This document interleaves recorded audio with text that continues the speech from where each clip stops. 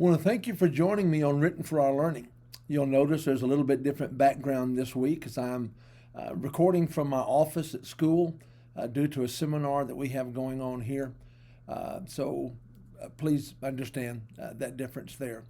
If you will, I want us to talk for just a few moments as it relates to a contrast between the temple and the church.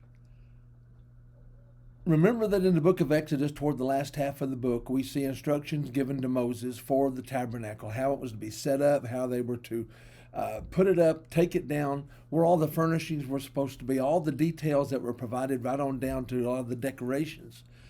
And from that point in the Exodus, all the way to the time of Solomon, we see the temple, the people meeting in that temporary tabernacle. It was always intended to be temporary. But then in the time of Solomon, David had asked to build the temple. He had shed too much blood. That lot fell to Solomon to do so.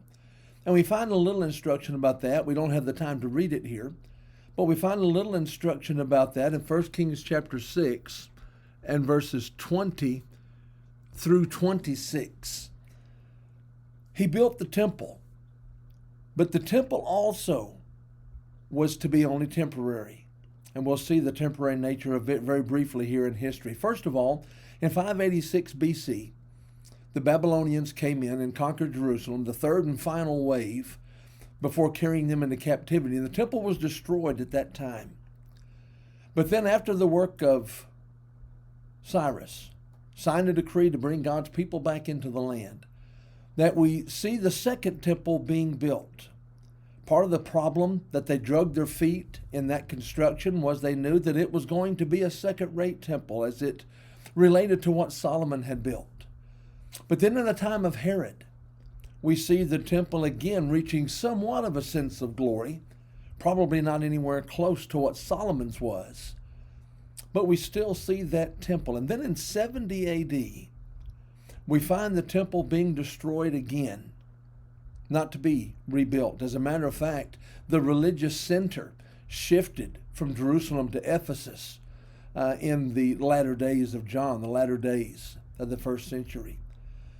But I want us to contrast the temporary nature of the tabernacle and the temple, because it is my belief that they pointed us toward the church all along. And we see a great deal about the church. For example, we see that the church is prophesied specifically in passages such as Isaiah chapter 2 and verses 1 through 4. There it's referred to in Isaiah's context as the mountain of the Lord's house was to be established among the hills, and a message was going to originate in Jerusalem that was going to draw all men to it. And there we in essence see Acts chapter 2 and Philip's sermon on Pentecost being that gospel message originating in Jerusalem that was eventually going to call all men. But we also see in passages such as Daniel chapter 2 and verses 44 and 45, we find the promise that in the days of these kings, the God of heaven will set up a kingdom that will never be destroyed. That's the church that is being referenced there. And that was what was built in the first century AD. Again, we refer to Acts chapter 2, the first time we see that word church being referenced there. But we also note that the church was built on the foundation of Christ. The tabernacle was a tent. The temple indeed had a foundation, but the temple was destroyed all the way down down to the rubble. That's what was used to rebuild the walls when you see Nehemiah's work.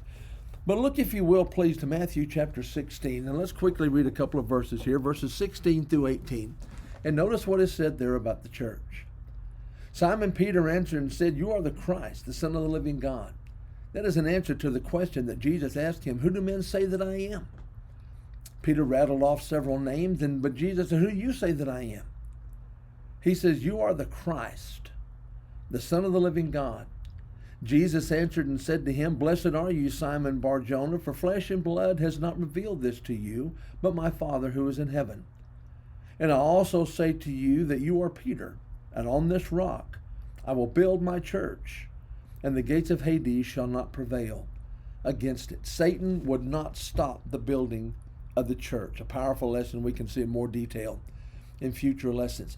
But the solid foundation of Jesus the Christ is the foundation upon which the church is built. Now quickly, let's look to Hebrews chapter 12 and verse 28. Hebrews 12:28. Therefore, since we are receiving a kingdom which cannot be shaken, let us have grace by which we may serve God acceptably with reverence and godly fear. A kingdom which shall not be shaken. A church that'll never be destroyed. We're seeing those very things being spoken of. Matthew chapter 16, Mark chapter 9 verse 1, Luke chapter 24. We see future references to the church. But in Acts chapter 2, and the Lord added to the church daily those who were being saved, right there at the end of Acts chapter 2. In Colossians chapter 1 verse 13, He has translated us into the kingdom of the Son of His love. Kingdom, church being one and the same. As long as time as we know it here exists and beyond, I'm going to challenge you to see, the church will never be destroyed.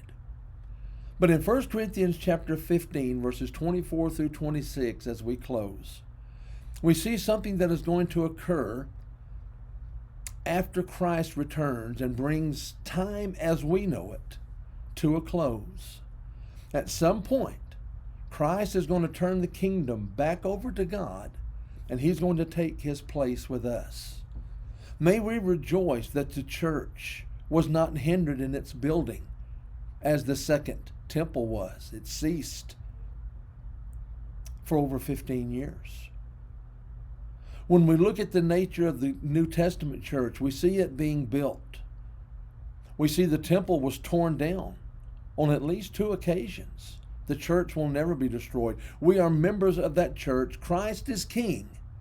And as we are in our relationship with God, we are in a relationship that will take us to the eternal reward, where we will have direct access. We will be in the presence of God Himself.